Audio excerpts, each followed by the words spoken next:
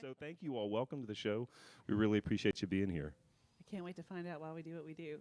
Okay. Well, first question: how did you start writing? What caused you to pursue this? Then this endeavor of creating original music and hoping people like it, or is it just do you do it for you? We're diving right in, huh?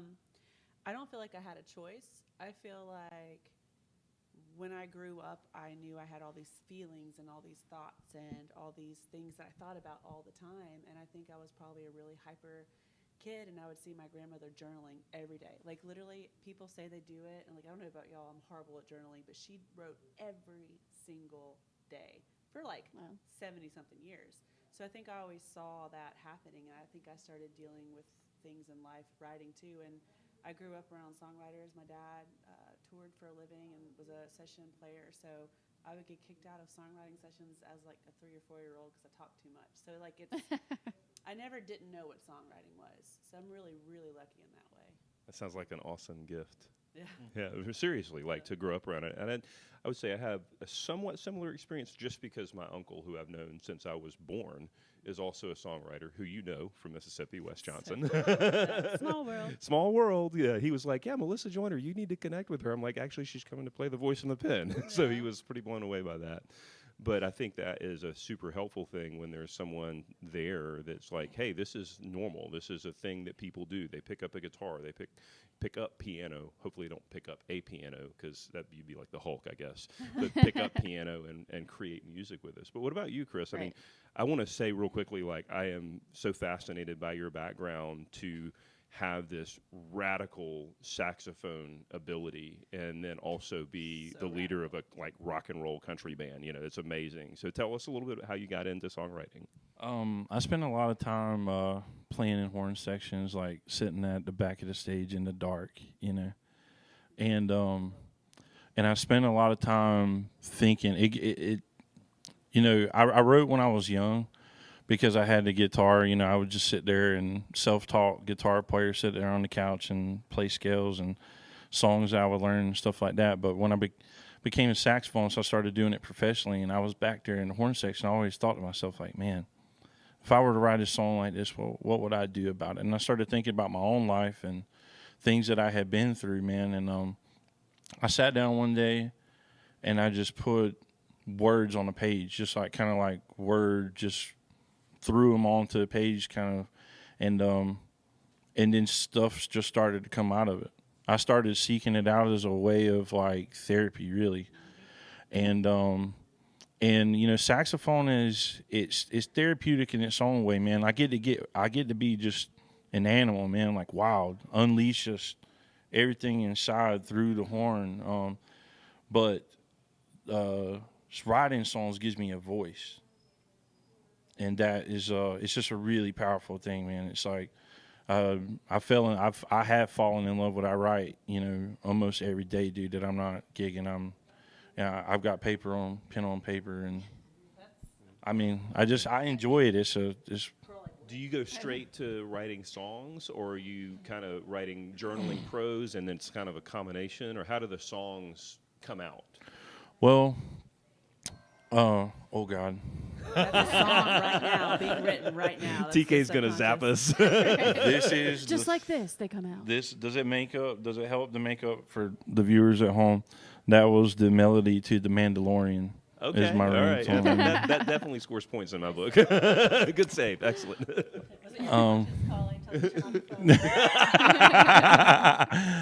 What were we talking about? How those songs come out of you. Like, how do you come up with the words? The last song that I wrote was called 59 Years, Almost 60. And I was at work one day, and a gentleman that I know, he was talking about his wife. He showed me a picture. It was an old military ball picture, and he said, yeah, he said, I miss her every day. I haven't moved a single thing in my house, he said, since she passed away. He said, and he said, I had her for 59 years. We almost made it to 60. And I went to my pickup truck, and I had a notepad in there, and I wrote down. I'll play that one for you guys tonight. But awesome.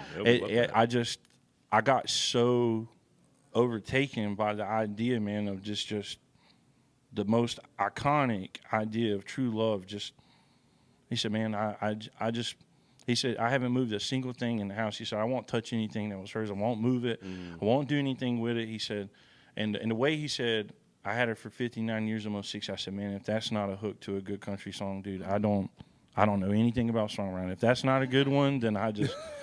That's what I think is so cool. Like, I think that a lot of songwriters have that, and screenwriters too. It's like when I took a screenwriting class, and my teacher was like, you know, just go to a restaurant and sit there and like listen to people talk, and then you like get these ideas, just like you did. It's like, that's a song idea. Louis Armstrong would walk down the street. Salt Peanuts came from him walking down the street, and he heard a kid. He was salt peanuts, salt peanuts. So the melody, boom bada, boom bada, boom bada. That was okay. That makes sense.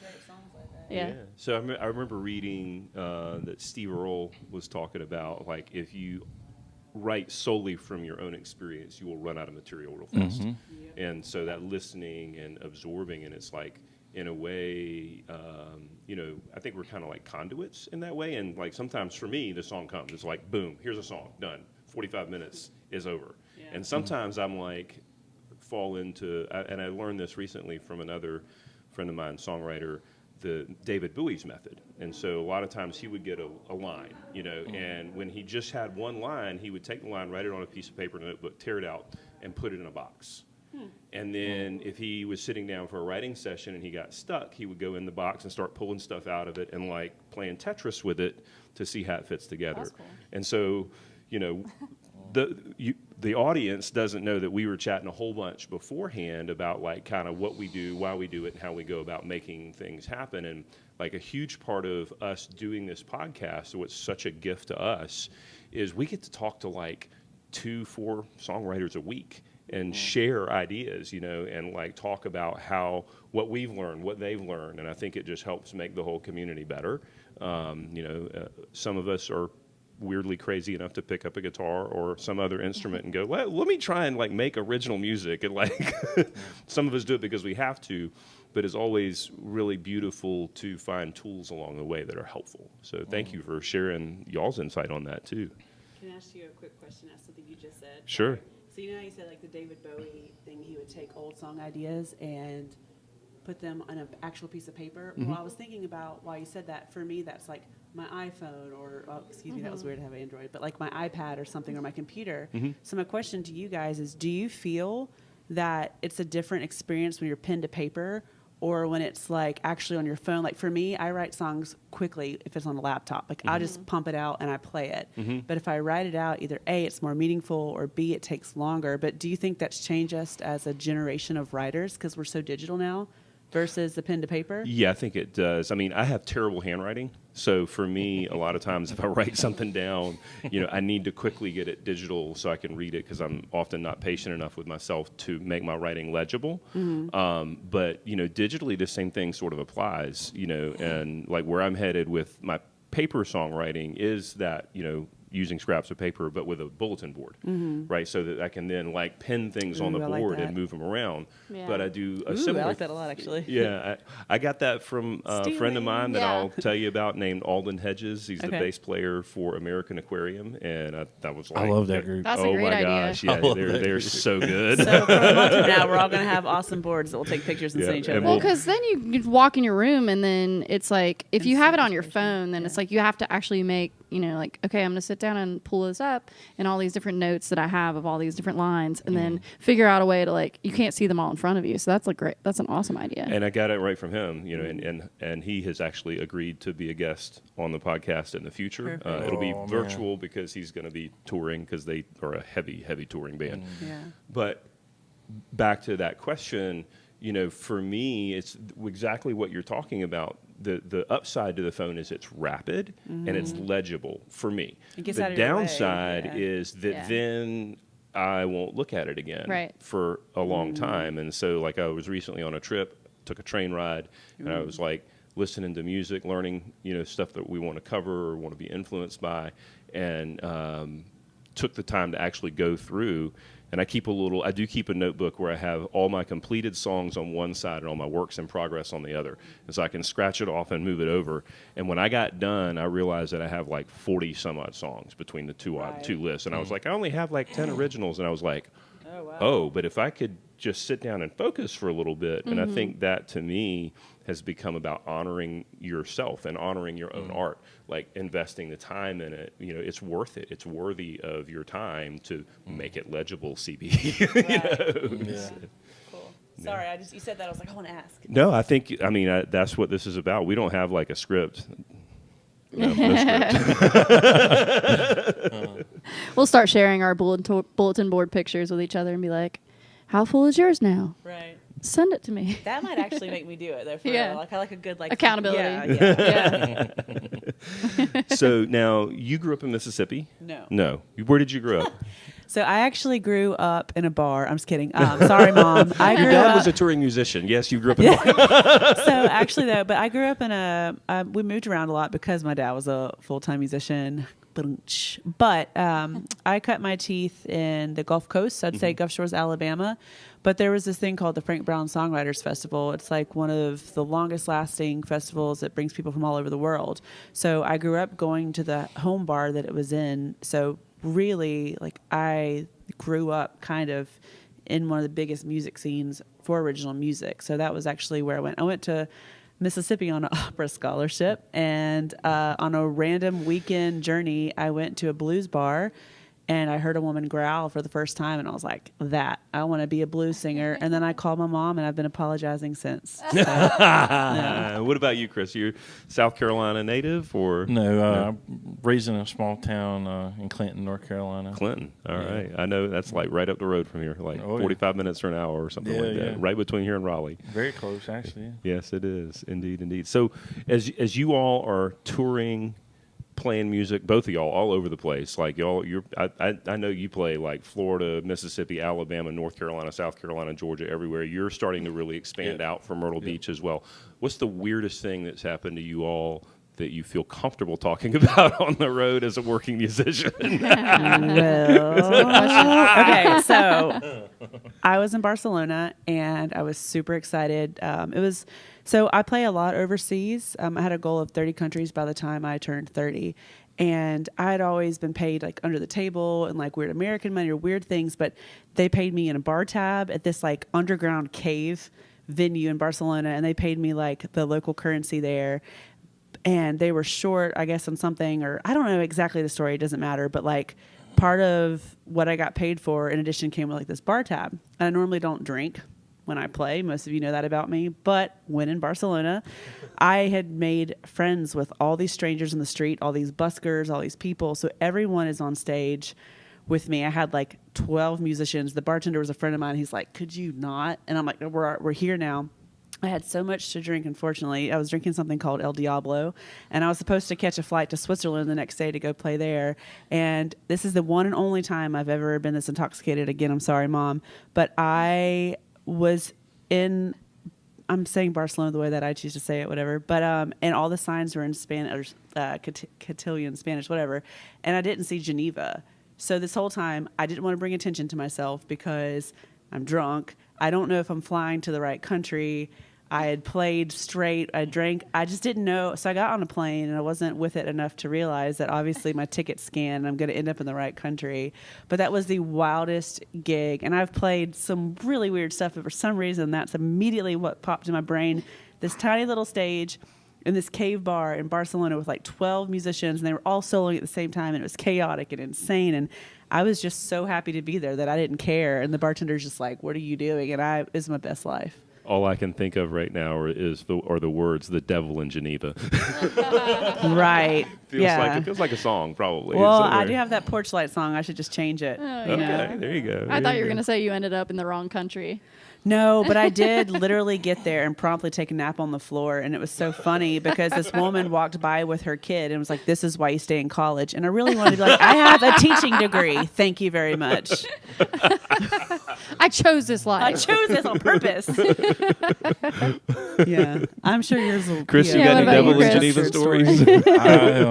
This past New Year's Eve, I was playing with the full band up in where was that? It wasn't Clayton. It was Lewisburg. Lewisburg, North Carolina, up near the Raleigh area.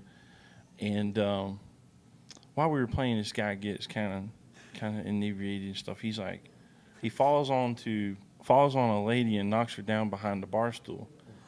And I was kind of like waiting for the bar staff, like, security, like, is anybody going to take care of this issue? And like, everybody's just, the band's kind of looking at me, and I'm looking at them. I'm like, God, this is crazy. And then he keeps. They basically cut him off. They tell him, he goes over there and starts drinking somebody else's drink. He comes back to the floor and steps in my guitar case a couple of times. And my girlfriend, she comes out there and asks him politely. She says, maybe we should sit down. And I'm a nice guy, But this was the craziest thing I've ever done at a show. I've never done anything wild like this, I promise. I can vouch. He's smiling. And he grabbed her by the back of the arm and snatched her. So I, with my saxophone on my neck still, I came running off the stage. I dragged him through the venue like his legs just dragging the ground. Diablo story right here. And then I opened the door with him and Oh my gosh. and put him outside and told him not to come back in. I walked back inside and the band is still playing. The band is still playing the song. So I just walked back on stage. I didn't say a word, and I just kept playing the sax. And there are people in the audience, and they're going, What just happened? I'm so sad I wasn't there to see that one. Yeah, But, it's like that's something you want. Why That's didn't that something happen you're during our band gig? I I'm know just saying. that would have been did, cool. did anybody get it on video? That's what I was going to say. I don't know. Honestly, I don't know. I'm going to get to the bottom of this. That's a TikTok reel right This is there. going to go in the documentary, the Chris Nelson documentary. It was funny because one of the two of my band members were talking. They were like, "Well, man, why didn't you stop playing and go help him?" He said, "Well, Chris seemed just mad enough. He was taking care. He was removing the problem in the situation itself." Chris Nelson here to provide music for your ears and security for the bar. And folks, the security costs extra. And this is why I don't mess with Chris's girlfriend and why I don't drink at shows. Now we know. But yeah, it was good times. I've never done anything like that. Never gotten crazy at a show. It just happened, dude, and it was the weirdest thing because the band just kept playing. That was the wild part to me. Did you feel like before you realized exactly what was happening, you were like on top of the guy already? Yeah. Yeah, like you're halfway there and you're like, what am I doing? Well, I'm doing it now. I'm not turning around. I can't go back. Dude, I had already made a statement. Once the legs were dragging, dude, I was like, okay, I guess I gotta take him somewhere now. So I was like looking for the exit, and down the corridor we'd go, and I just had him in front of me, so I just kind of opened the door with him. All right. Was your saxophone still around your neck? No. That's what I want to know. A audience member. This is the real question. As I came off the stage, I remember taking the hook off because I was scared about it. I was like, I don't want my baby to get.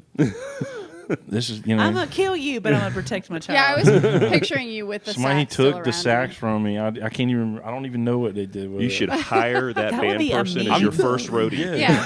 Dude, for real. Can you imagine the memes? Like, could you imagine just a saxophone guy coming off stage and beating the crap out of someone? That would go viral. Yeah. Yeah. Let's stage would. it. I'm feeling a little bit like you're channeling some inner Emily fly by the seat of your pants. I don't know what I'm doing, but I'm going to solve this problem. And I'm a lot that way too, which is I think why she and I work well together. Is you're like, we're going to show up and we're going to shoot this podcast and we have the gear and that's what we know. Yeah. Those are my favorite. We're going to make it happen. Yeah, It probably we'll make it happen. proves. Some way, somehow. It probably gives you guys the most authentic results too, though. I think so, and Yeah. I got to say that's a very authentic story. We've never had a story like That's that a on good the story, yeah. podcast. But yeah, No. but thank you for that. Fair. Yours is good too. Yeah, those are great. I think Sorry, Mom. I have one experience, and it was a Voice in the Pen show, and I was playing, and this has happened twice at one of the venues we used to be at, and someone Like I already fell know. off of their stool while I was playing a song, and remember then this. and I was like, what, am I? what should I do? And I just like kept playing, and then someone Write a was like, song yeah, about it on don't the spot ever immediately. stop playing. And Yeah. then the time CB shows up for like one of the first times, sees this guy out on the street I with like a come- bloody head. I come driving up. This is before I was officially a co-host, and so this isn't really. I don't have any great gig stories yet. I guess I'm not gigging enough, or I'm gigging in too nice of places or something. I'm not sure. You need to get We grunge can to change your- that for you. Oh yeah. I mean, Dirty Myrtle, right? Listen, Come I got visit you. You did play one of my shows in a monsoon, and y'all kept playing the entire time. Yeah. That was Oh, pretty yeah. insane. Inside, Yeah. outside, inside, out. Yeah. Outside. Fine. Okay, it's raining. Yeah.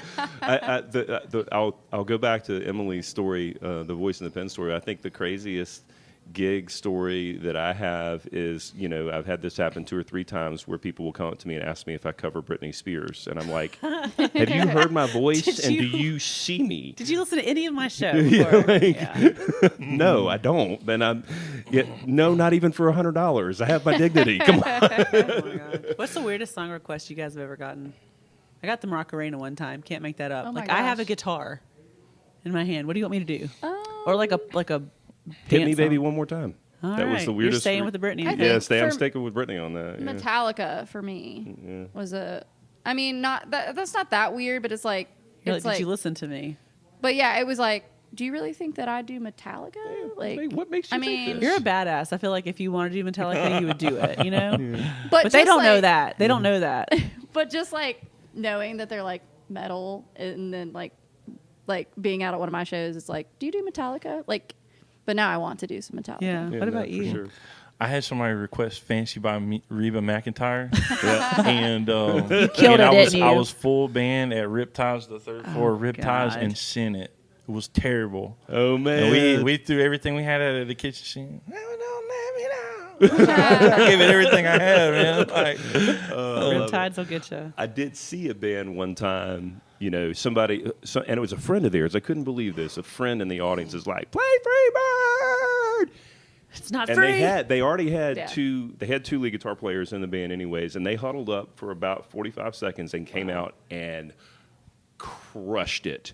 I mean, I was like, just jaw on the floor. That was like the one time that happened. Because of them, that's why they still ask other musicians. You tell them I'm and mad. I'm like elbowing the friend. I'm like, dude, don't do that. That is not. Don't feed the seagulls. Don't feed the seagulls. So, anyways, there we were at a different venue for the Voice in the Pen in downtown Wilmington, and I'm coming to check the venue out and like kind of see what's happening, support the show, cruising down Front Street.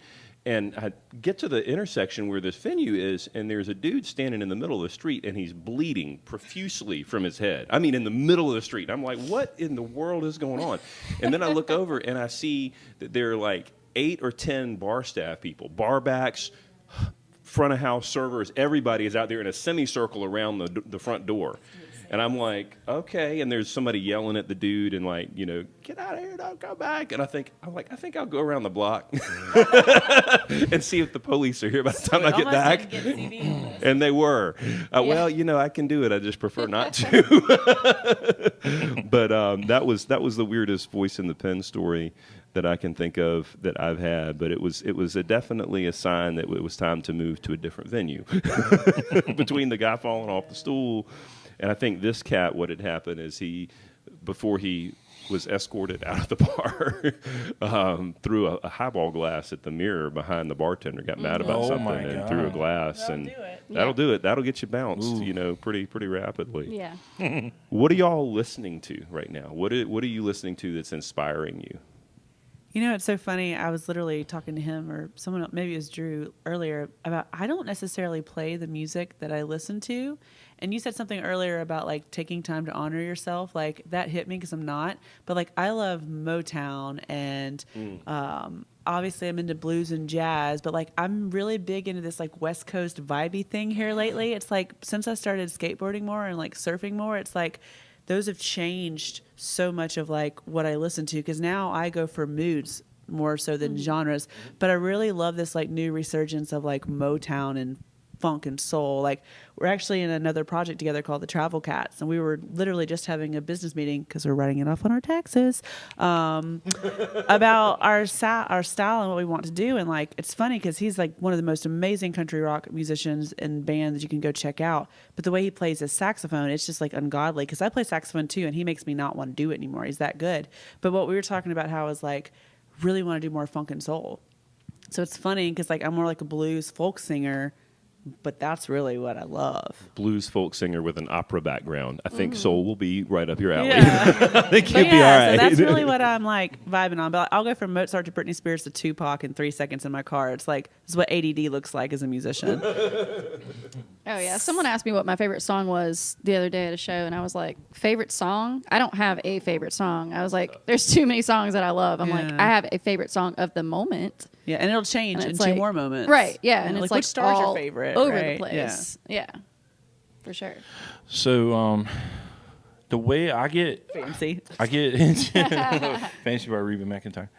It's been on repeat in my car. I can attest. I get into these like certain grooves. Sometimes they're albums, and the way that my brain works, like right now I'm listening to the Marfa tapes. It has John Randall, Jack Ingram, Miranda Lambert, and they recorded the album on the tailgate of a pickup truck in the desert. And what's really like stimulating to my ear about it is just like the crackle of the fire behind the music. It's more specifically Jack Ingram's writing. Like there's a song on that album called the line goes, "If we can't have each other, we'll always have the blues." And it's got kind of a jazz shuffle almost on a country acoustic album. I mean, it's just so. I mean, it just makes my brain like just all the neurons are just going crazy up there, man. When I hear this album, because again, it's raw, it's authentic, it's genuine, it's them genuinely trying to have fun when they write. The goal was not to. There's a difference when people try to write songs to create a hit, or whenever they're writing to create, or when they're writing for their own enjoyment. And sometimes, like just because they were there, the whole thing, you even hear them say on the album, like they finish this song and they're like, "Remember, we're having fun." They're laughing about it. Yeah, that's beautiful. And they might, and again, they're singing about if we don't have each other, we'll always have the blues. So it just puts in perspective for me that like Dang it. like I write country music. I write a lot of my songs. A good bit of them are sad, but it makes me happy. Dude, minor That's the American Aquarium like line is sad songs make me happy. I'm telling you, man. I've almost thought about making in my merch store, putting up a "Make Country Sad Again" or or "Sad Songs Make Me Happy." should The Chris do Nelson that. Band. Like I just thought it would be such a cool. I'd wear it. That's great. Yeah, it'd be a good one. I love what you're saying though about I would describe it as the intention behind creating. Right, are you trying to write a hit? It's like if you're a golfer or you're a surfer, or like, are you trying really hard? Are you trying too hard? I've been listening to I listen to a lot of different philosophy audiobooks and read a lot of that stuff, and I've been really hooked on this concept lately of the be, do, have cycle, and where you are when you enter that cycle. So if you are doing in order to have so that you can be and like be more relaxed or whatever, your intentions are sort of out of order. Or if you're waiting until you have something so that you can be better so that then you can do, that's a little out of order too. But if out of just your existence, out of your being, you are doing, then you have all the things that you need after that. The have sort of follows that. Yeah, be, do, have is really stuck in my head a lot. And Dude, this is giving me song ideas. This is a therapy session I didn't know I needed today, man. Right. Sydney's coming home with it over here. It was nice talking to you guys. I'm gonna go. I mean, we've not done a live Bye. co-write yet. We got guitars. Maybe we should. We can make it real weird. Man, You wouldn't said that be crazy if we wrote a song here on set right now? Let's do it. Let's do No, it. yeah. Let's see. How much time do we we have is 5 o'clock. The show doesn't start till 7. If anyone This could gonna be be, wild. you said earlier though that you wish you could kind of grown up in that like songwriter thing or something about it would be cool to like grow up, but it is a double-edged sword because you said earlier like the writing just to have a hit. So imagine growing up in a nothing but songwriter community where every single conversation is who you know, who you write for, what camp you're in. I got invited to Yeah. a producer party in Nashville and I was so green. I had no business in being there, but I'd played a festival with these people. So I'm walking around and who do you write for? Melissa Joyner. Because that's who I am. Like Yeah.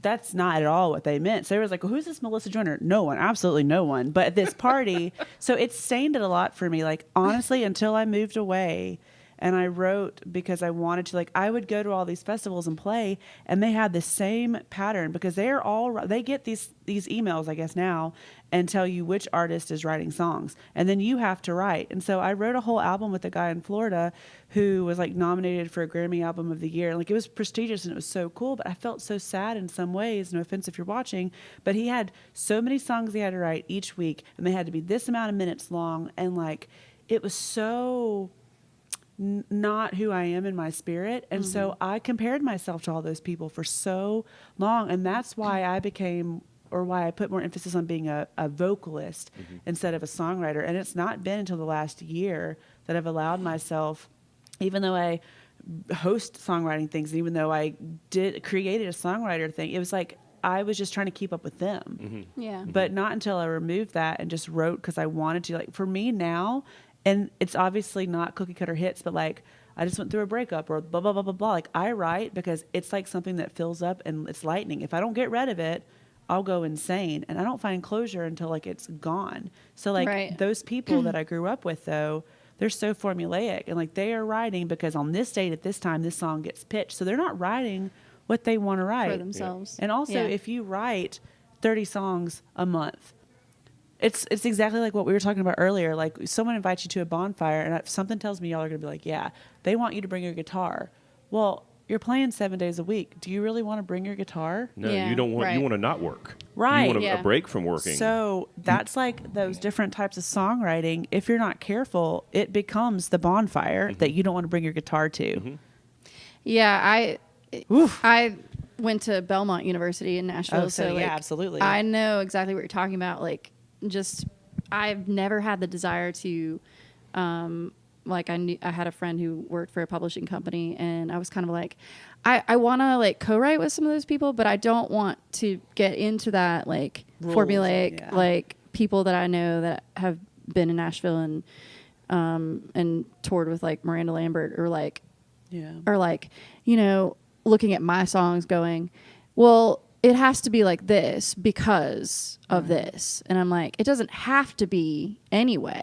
It can be whatever I want it to be. Oh yeah. Yeah, if you're writing it to make Oh, the yeah. money and make the hit. Right. But you have to separate it. And it's hard to be both. Like, Yeah. Just don't get me wrong. Would I take money to write songs to buy me a new car right now? Absolutely. Right. But I now know, I think I was very young in the beginning when I thought I could do both.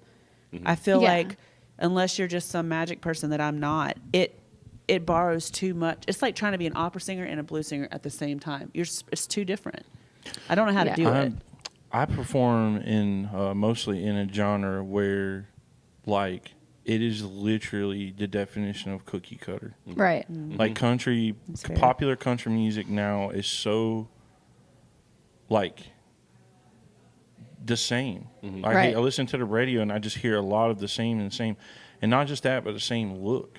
You know, It and all I sounds think the same to me now. I think Yeah, it in does. a lot of people, and I don't want to get too far off from songwriting, but like a lot of people look at me. I had in the past month, I've had 6 people come up to me and make the same comment. They say, you know, when I looked at you, when I came in here, I didn't expect anything this good, and they mean that as a compliment.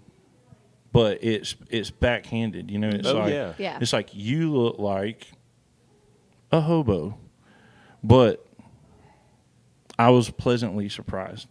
and in my music and my songwriting and stuff too. I think about this all the time. I think about this. Where's that saxophone door guy? Because and it's making me. It's made me that ideology, like just that I'm not the perfect specimen of a human and stuff, and that type of ideology, like it's made me come to the point where I've realized I don't ever want to be the iconic. My songs, I don't want them to be the same as everybody else. No, yeah. I don't want to look like everybody else. Right. Whenever I step out on stage, if people, and 9 times out of 10, I go to new places where people have never seen my face before. And if I ever see the day where I quit writing songs because my music room is like, in my house is my safe space and my outlet to the world to like yell from the rooftops like, this is what I've seen. If I ever quit doing that, then I probably just quit doing it altogether. Yeah. I mean, because that's just me, and the person that I am, like I just am what I am. And again, people they judge me harshly based on my looks, even my songs. That's kind of an important thing too. Your songs, the way that you write, no matter what our intentions were, whether to write a hit or whether it was to write just from absolute, pure, uninhibited joy. The way that people perceive our songs are just so heavily like, That's true. it's so heavily influenced by the way that we look too. And I just think that was a really interesting thing that I encountered this past month where it got me to thinking, I'm glad that I'm not in the box. Right. Wish.com bust out of the box. Yeah. Country singer. Here's your Chris Nelson doll. Yeah. I feel like Chris Stapleton did a lot, though, as far as like some of these weird ideas of. I feel like Chris Stapleton did a lot as far as like changing the mold on some of these things. I saw him with like 12 people in the audience, and that's maybe it's because I can't see anything other because I am. It's like. For musicians, I think it crosses so many things like sexuality, religion, politics, like because one of the biggest gifts about being a musician is when you walk into a room, you're like, do they make me feel something? So it's not so much like what you look like. And I was telling Emily earlier, it's like, it's crazier for women, I feel too, because it's like, there's a bunch of like country artists lately who are like, whatever, I'm showing up, like they just had Country Music Fest and people online were making fun of them because they showed up in their pajamas. If we did that as women, it would never fly. But some of these country artists that are men are showing up in pajamas and baseball caps, and it's acceptable. And it just blows my mind. Yeah. But then you've got people, and I honestly, and you're going to laugh when I say this, but I put you in that category because like when I listened to your music, I walked in because we were both playing gigs literally if you were Country Music Fest, like right here. He makes sense to be booked for that. I don't. At all. Yeah. But I walked in and I heard you and it was just like this wall of sound and it was so amazing. And like, it was really cool to hear you say that because I don't think about that at all. Because when I walk in, it's immediately, ooh, how does that make me feel?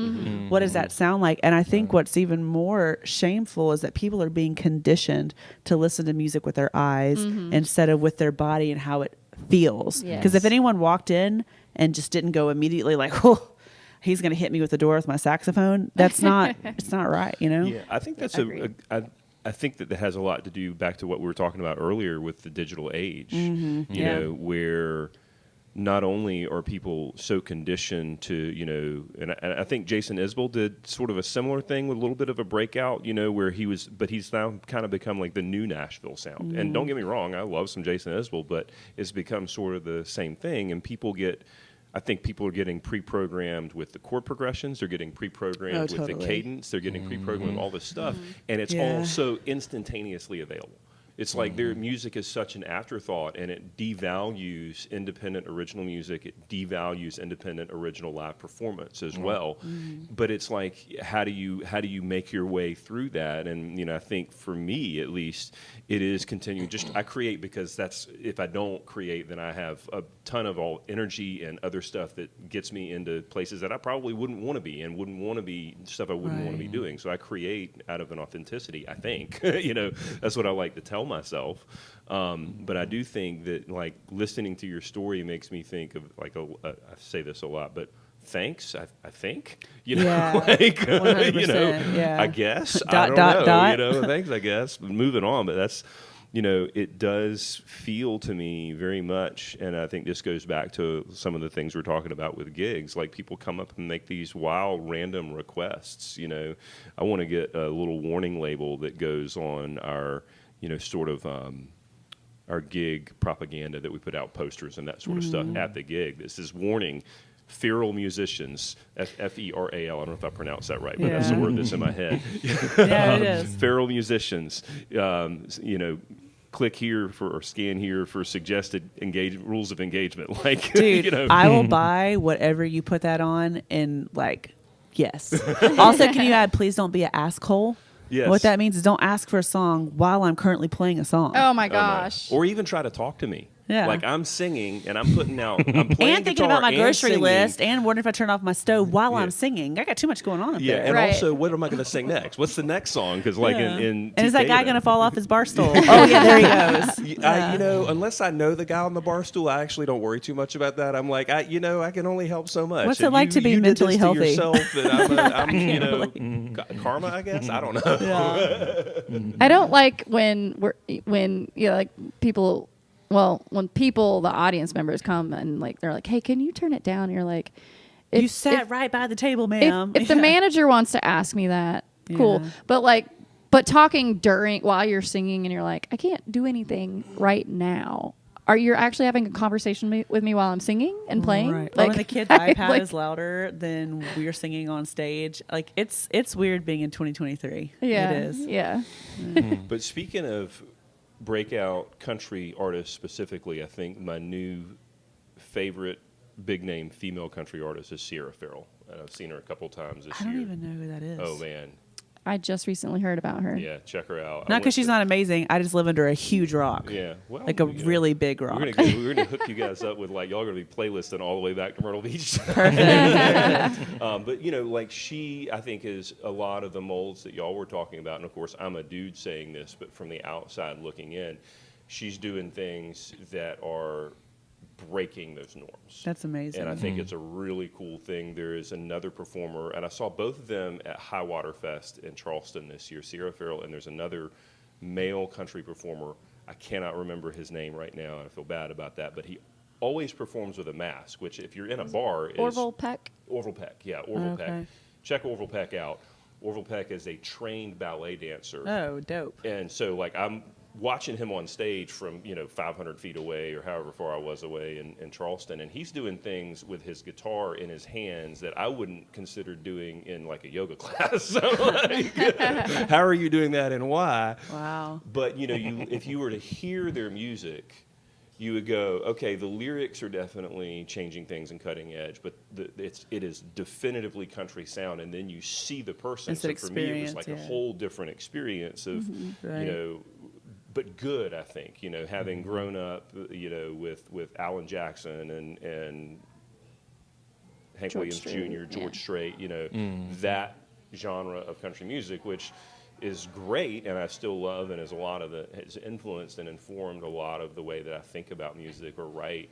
But then to see people doing something totally new with this historically stereotypical, very sort of narrow. Yeah. It's like the new outlaw country, but it's not Right. outlaw country in the way that it was thought of in the 70s and Right. 80s and 90s. It's a whole different game.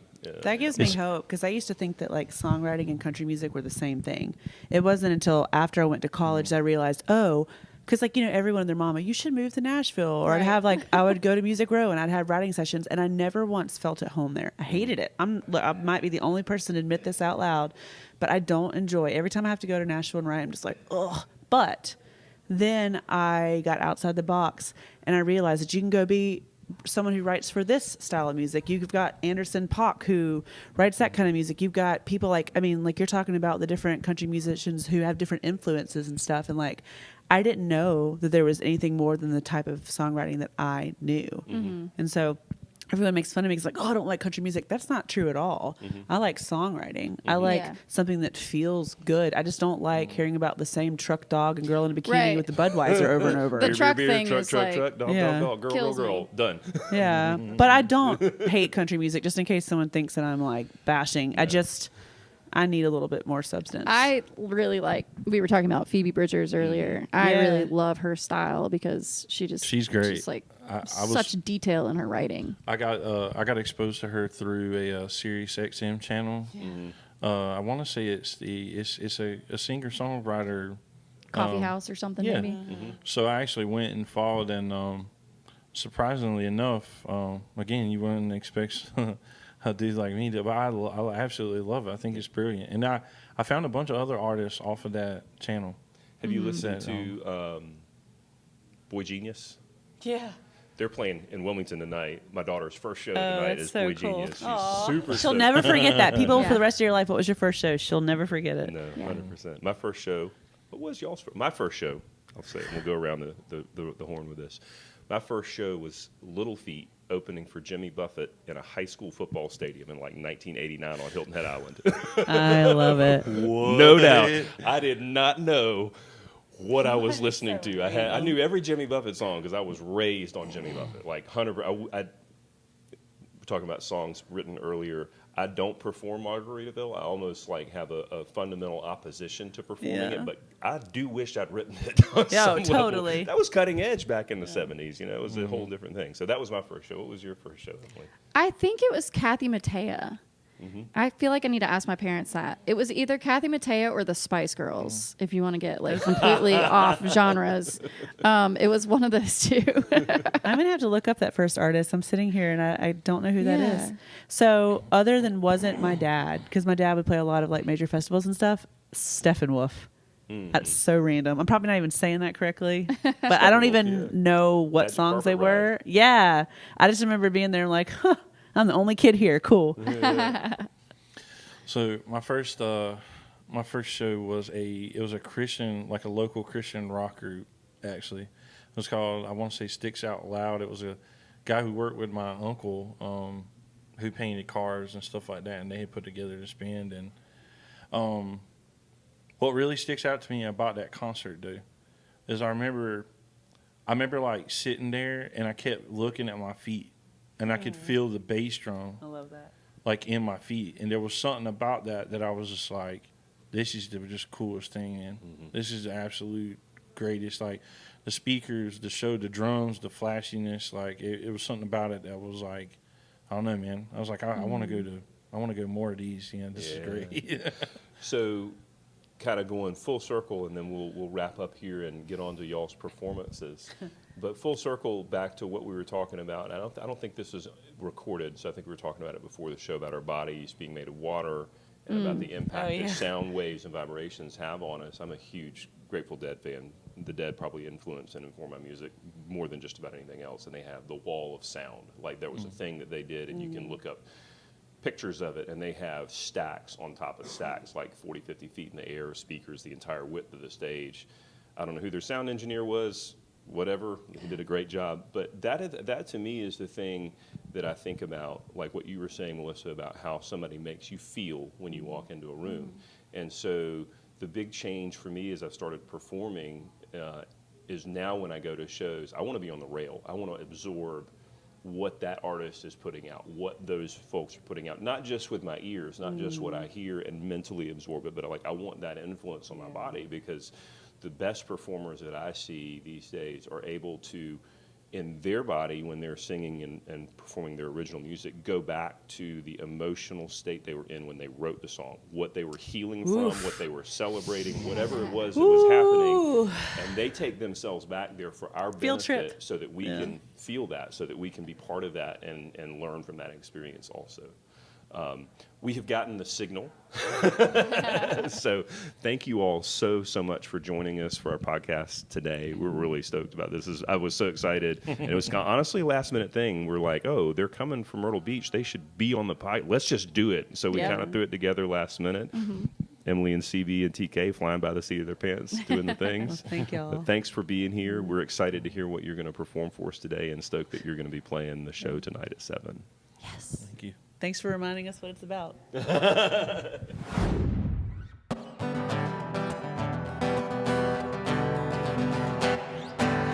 don't need bullets 'cause I got this mouth. I get it from my mama and my roots deep in the South. And I pray for forgiveness. I do everything I can to be a better person, but it don't always go as planned. And I'm shifting, then I'm changing, shedding all the skin I'm in. I'm seeing brand new colors, so they're finally sinking in. 'Cause I'm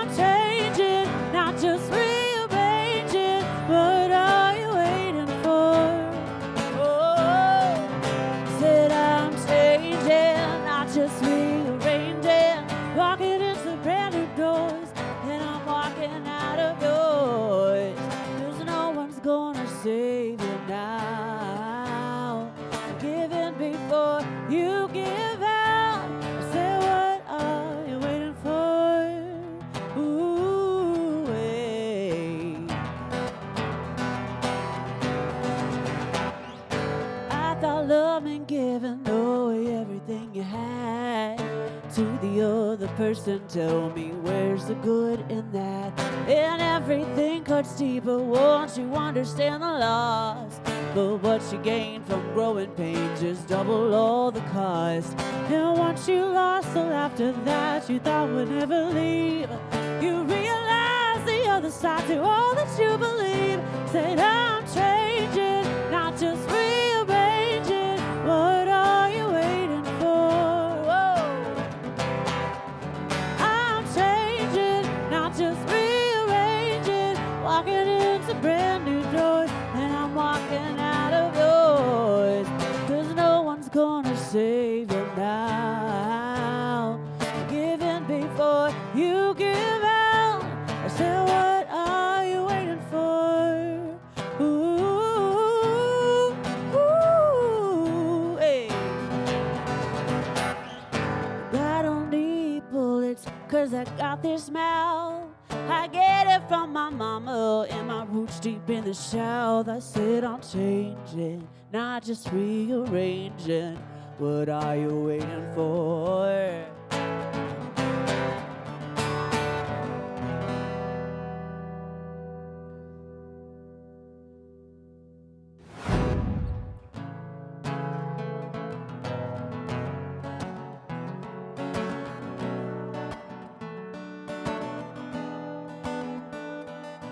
I used to call you lover, I used to call you friend. But now I know that I will never call you again. And I used to think about the life I always thought we'd have. But one day I stopped dreaming, 'cause I lost all the fight I had. 'Cause time came in and changed too much, and you wouldn't change it all. And I got tired of waiting for you, and I put up all my walls. You told me to be patient, that you'd come back around. The flowers die when the sky decides not to fall down. And it's okay, things change, rearrange. It happens all the time. Lovers leave, they let you down, and they stop coming around. And you quit saying their names. And ain't it strange? Said, ain't it strange? Used to stay up late, sharing love with the walls. We ignored the time and never answered any calls. I laugh at all your jokes, even when they made me mad. You'd hold me when I cried to you until things got too bad. And time came in and changed too much, and you wouldn't change it all. And I got tired of waiting for you, and I put up all my walls. You told me to be patient, that you'd come back around. The flowers die when the sky decides not to fall down. And it's okay, things change, you rearrange. It happens all the time. Lovers leave, they let you down, and they stop coming around. But you quit saying their names. Oh, ain't it strange? Oh, it's strange. When strangers turn to lovers, but when it's time for it to end, it's cruel the way they fade away back to strangers again. You're lying when you wish them well, and you really wish they'd leave, 'cause they haunt your walls like ghosts and all your favorite memories. And ain't it strange, the way things change? But it's okay, 'cause things change, you rearrange. It happens all the time. Lovers leave, they let you down, and they stop coming around. But you quit saying their names. Oh, you quit saying their names. And ain't it strange? Ain't it strange? Stop saying their names.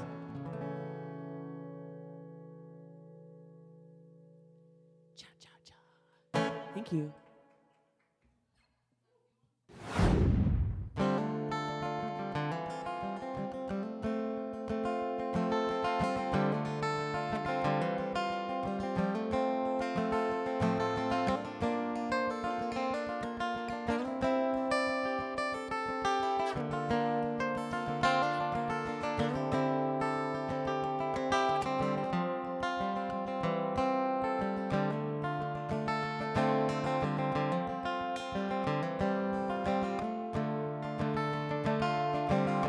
I come home to your smiling face.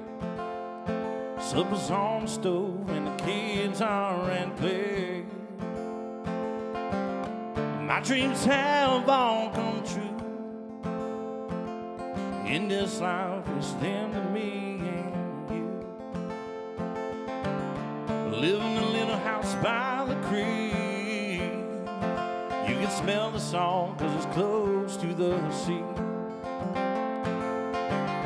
We ain't perfect and that's alright. Life is hard, but we keep fighting the fight. If these walls could talk, what would they say? If I were a million miles away, would you think of me each and every day? Would you think of me each and every day? We don't have much, but we're happy anyway. Within these walls is our getaway. This is where we like to spend our days. Feel at home, can I say? There are days where we fuss and fight. There are days when nothing seems to go right. None of that matters when I look at you. Love keeps us together, special kind of glue. If these walls could talk, what would they say? If I were a million miles away, would you think of me each and every day? Would you think of me each and every day? Life is good with you by my side. Laying next to you is heaven every night. When you look at me that way, I feel at home, what can I say? At the end of my days, as long as your little hands in mine, I'll be okay. Scatter me high upon the hill, above the creek and next to the mill. If these walls could talk, what would they say? If I were a million miles away, would you think of me each and every day? Would you think of me each and every day? If these walls could talk.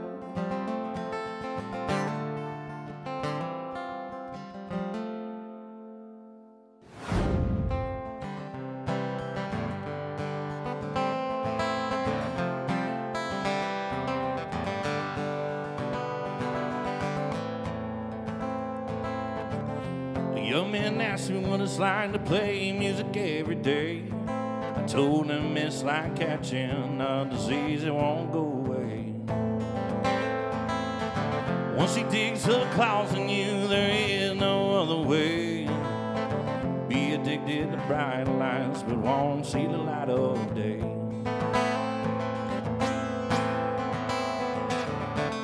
You dream so high that you'll fly high above the clouds, just so everyone can take aim and turn shooting you down. As you fall to the earth, your broken wings will ride songs for the crowds. You remember Mama telling you it's easier to smile than frown.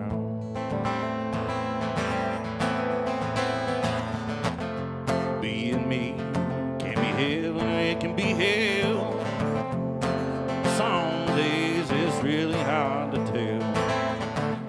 Living this six-string dream ain't for the faint of heart. When the lights come on, it'll bring you from the dark.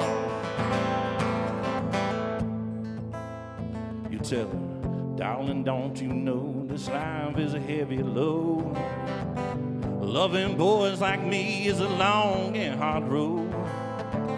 I might make it to a life of luxury, but I'd be okay if it's just you and me. Lord, there are so many who down me in this town. I keep it moving from keeping me down. Someday we'll tell all you need to hear, that this poor boy from Clinton is all that they should feel. Being me can be heaven or it can be hell. Some days it's really hard to tell. Living this six-string dream ain't for the faint of heart. When the lights come on, it'll bring you from the dark. You pay your dues and take bad news with a grain of salt. The good days are more often than they are not. Take the helm of your own ship and sail to the stars. Call your folks from time to time and stay true to who you are.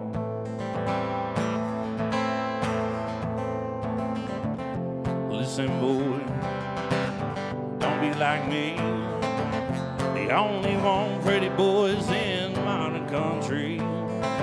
Take a shot if you want to and do what you must to keep this life from drowning you.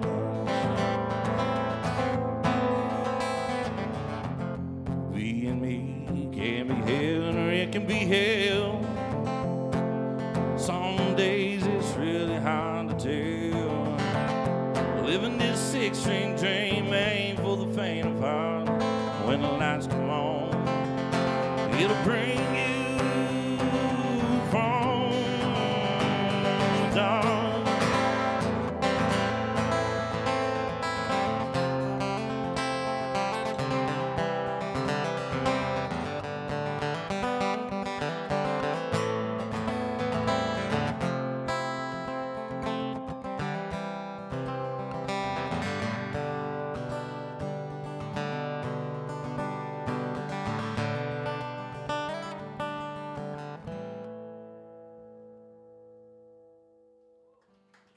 Thank you. That one's like brand new, dude. That's why I had to keep looking down at the lyrics and everything. Yeah, okay.